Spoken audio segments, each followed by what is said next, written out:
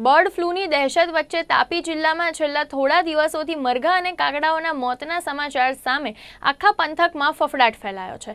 આજે વાલોડ પંથકમાંથી પણ મૃત કાગડાઓ મળી આવતા તાપી જિલ્લામાં ચિંતાનો માહોલ છવાયો હતો। ત્યારે પશુપાલન વિભાગે હાથ ધરેલી કાર્યવાહીમાં ઉચ્છલથી લીધેલા મૃત મરઘાના પ્રાથમિક રિપોર્ટમાં બર્ડ ફ્લૂના લક્ષણો સામે ન આવતા જિલ્લાવાસીઓએ હાશકારો લીધો હતો।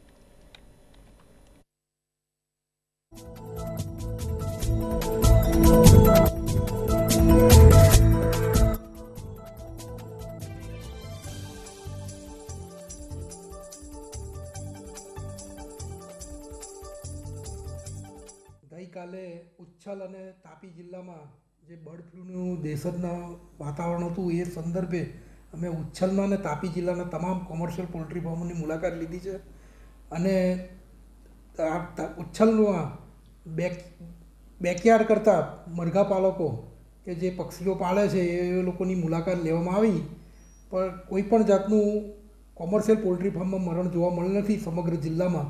અને